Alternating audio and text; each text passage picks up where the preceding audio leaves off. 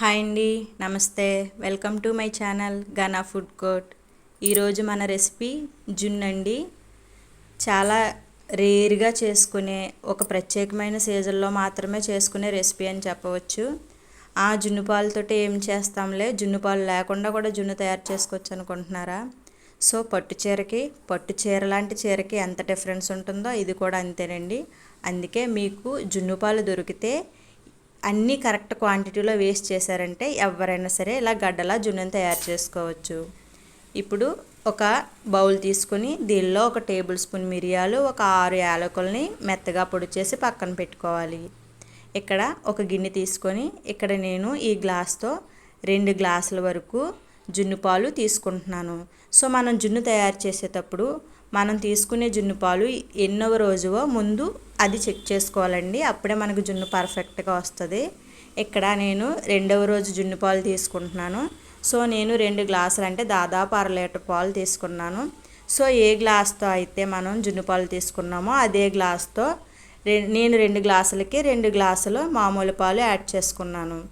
So ఇందులో 1.5 cup వరకు బెల్లం వేసుకోవాలి. అదే మొదటి రోజు పాలు అనుకోండి, మనం 1 గ్లాస్ పాలు తీసుకుంటే 1 గ్లాసుకి 3 గ్లాసులు మామూలు పాలు యాడ్ చేయాలి.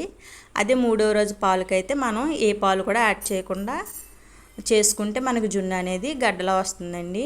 సో ఇప్పుడు ఇక్కడ ఇందులో వాటర్ అనేది యాడ్ చేయకూడదు. ఈ బెల్లాన్ని మనం చేతితో పూర్తిగా కరిగేంత వరకు బాగా కలుపుకోవాలి. సో ఇలా బెల్లం అంతా పూర్తిగా కరిగిన తర్వాత మనం పొడి చేసి పక్కన పెట్టుకున్న మిరియాల పొడిని వేసి ఒకసారి కలిపి, ఇప్పుడు ఈ గిన్నె పట్టడానికి సరిపడే విధంగా ఇక్కడ నేను బిర్యానీ గిన్నె తీసుకున్నాను. దీనిలో ఒక 6 గ్లాసుల వరకు వాటర్ని వేసి ఈ విధంగా స్టాండ్ నుంచి మనం జున్ను పాలు గిన్నె పెట్టి మూత పెట్టి దాదాపు ఒక 45 మినిట్స్ వరకు మూత తీయకుండా మీడియం ఫ్లేమ్ మీద ఉడికించాలి. సో 45 నిమిషాల తర్వాత మనం మూత తీసి ఇలా ఫోర్క్తో ఒకసారి గుచ్చి చూడండి. చూసారా ఎంత గట్టిగా వచ్చిందో? చూడండి, మనకి ఫోర్క్కి ఎక్కడ ఏమీ అంటుకోలేదు. సో జున్ను అనేది రెడీ అయిపోయినట్టే. సో నాకు ఈ జున్ను రెడీ అవ్వడానికి దాదాపు 45 మినిట్స్ పట్టిందండి. మనకు జున్ను కరెక్ట్గా రెడీ అయింది లేదో తెలియడానికి మనకు చుట్టూ లైట్గా వాటర్ అనేది రిలీజ్ అవుతుంది. సో ఇప్పుడు స్టవ్ ఆఫ్ చేసి గిన్నెను పక్కన పెట్టుకొని పూర్తిగా చల్లారిన తర్వాత మూతను పెట్టుకొని మనం దీనిని ఒక నైట్ అంతా ఫ్రిడ్జ్లో ఉంచుకోవాలి. సో మార్నింగే ఫ్రిడ్జ్ నుంచి తీసిన తర్వాత చూడండి మనకి జున్ను ఎంత గట్టిగా ఉందో. సో ఇప్పుడు ఒక చాకుని తీసుకొని జున్ను అంచుల చుట్టూ ఒకసారి ఇలా కదుపుకోవాలి.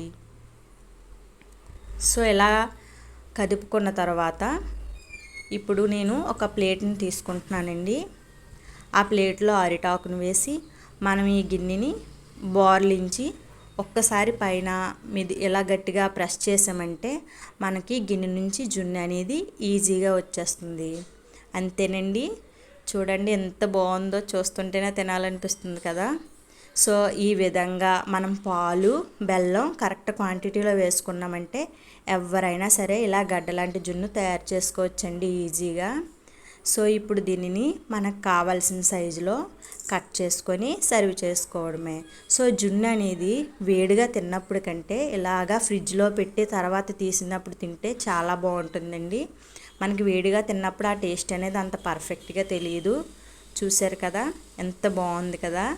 సో ఇంకెందుకు ఆలస్యం చేయడం, మీకు కనుక ఒకవేళ జున్ను పాలు దొరికితే తప్పకుండా ట్రై చేసి చూడండి. మీకు ఈ వీడియో నచ్చితే ప్లీజ్ లైక్ చేసి షేర్ చేసి సబ్స్క్రైబ్ చేసుకోండి.